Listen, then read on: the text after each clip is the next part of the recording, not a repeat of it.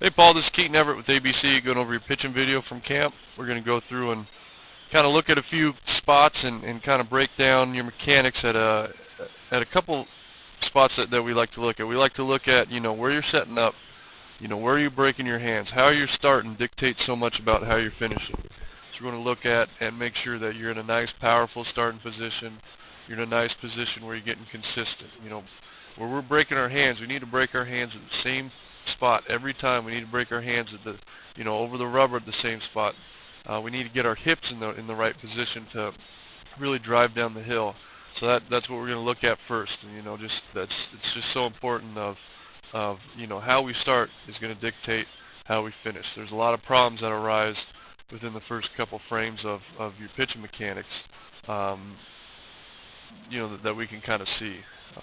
And then we're going to look at, once that left foot first touches the ground, that's called your foot strike. We're going to look at your foot strike, and just kind of at that spot we can tell, how's your lower body working in relation to your upper body. Are you in a nice healthy position to deliver the ball? Are you maximizing that lower half? Because lower half is the whole key to velocity and pitching. And then we're going to look at how you finish, where you're releasing the ball, and all that. All right. So right off the bat, let's go.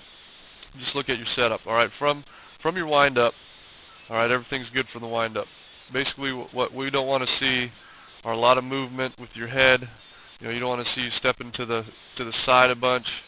So you're doing good at staying over that backside. The biggest thing that I see a lot of times with, especially the windup. If you look at your eyes are looking down here. All right, your eyes are looking at the ground, Now they pick up the catcher right here. All right, now they're looking at the catcher. We want to get to a point where once that left leg comes off the ground, we're locked in on that catcher. And it doesn't seem like a very key thing to do, but it's huge. All right, so once this foot comes up off the ground, all right, get in the habit of boom, right on that catcher. All right, it helps out a bunch with just visualizations, just seeing the spot you want to hit, and that's just going to be big with consistency. All right, so we'll go through and look at your stretch mechanics here again. All right, so come and set. All right, the biggest thing for you is where we're setting up, where our weight is, where our hands are. All right. What I want to mark here with you is where your head is. All right, and then kind of where the center line of your spine is. All right. We're just going to watch what happens when you start your leg up. All right.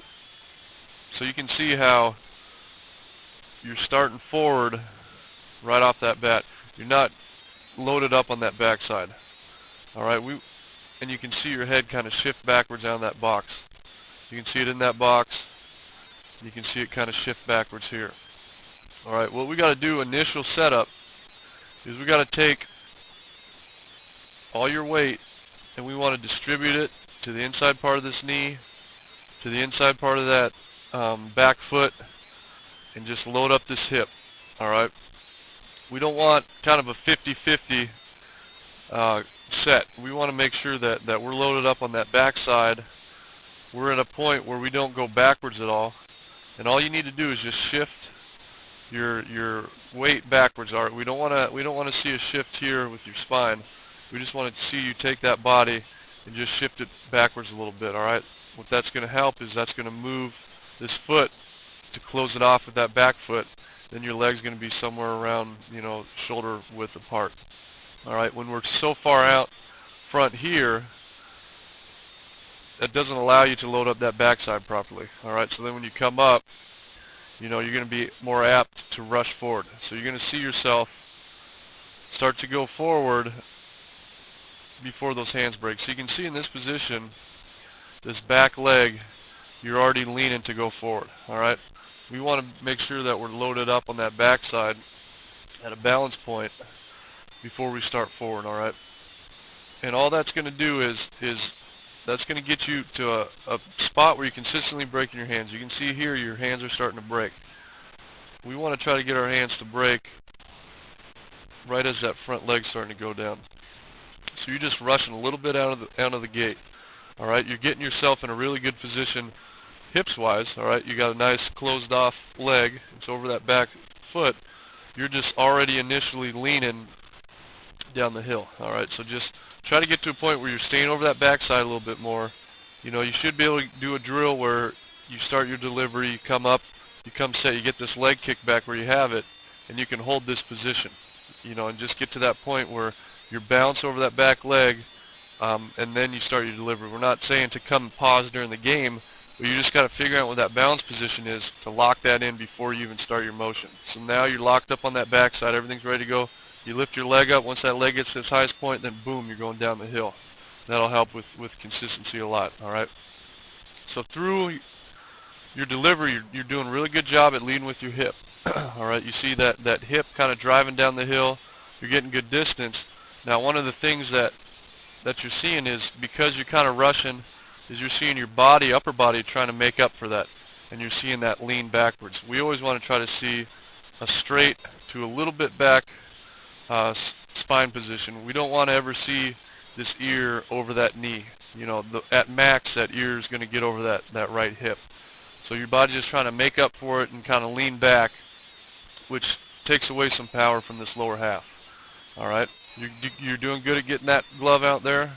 All right, you got a good arm path going on back here. So you're doing everything right. Now it's just a matter of kind of adding a few things together to get yourself in a little bit more powerful position to kind of maximize your body. All right, you got long levers, got a good pitching body. Now it's just a matter of kind of syncing everything up a little bit more, staying a little bit stronger through your midsection to get all that power from that lower half. All right.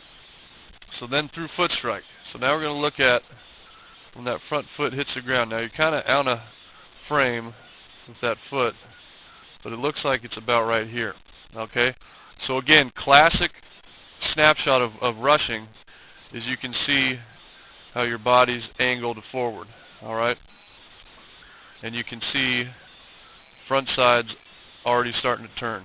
All right, that's just what you do with when you rush. Your body can't stay back over its back hip.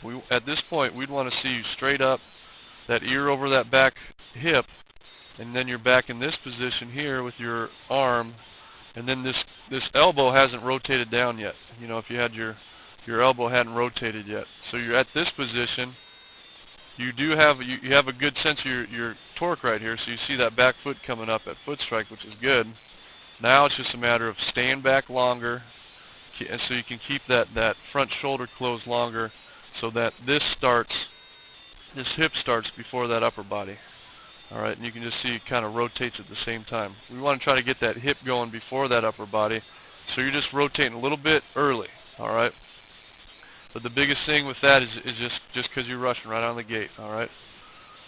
So arm health-wise, you're at a good spot. All right, this is a good spot to be in, almost 90 degrees, elbow, shoulder height. All right, a lot of times you see guys arms up here or down here, or, you know, with a big kind of angle here, you know, like right here against the ears. So your arm's in a nice, good spot that's going to be healthy for you.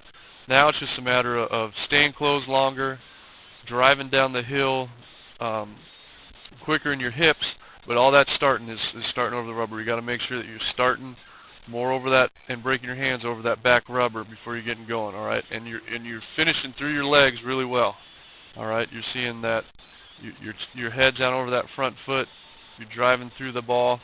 All right, the more that you're going to be able to stay back, so the more you're going to be able to keep this body back at this position back here. What you're going to see yourself do is you're going to see yourself transfer more energy forward, and you're going to see in this leg, you can see how it starts to straighten before you release the ball. All right, we're going to want to try to see more energy transferred where this knee's out here more. All right, it doesn't ever cross that way. So you're going to see your knee get out a little bit farther, and then you're going to be able to see yourself get all the way out here in this position, add a few inches of delivery. All right. But other than that, I mean, all in all, it's good solid. You're in a solid position with your arm. Everything's looking good. You got a good sense of that lower body. Now it's just a matter of staying back, not rushing so much, and you're going to be good to go. So hope you had a great time at camp. Hope you're having a great season. Look forward to seeing you again with ABC.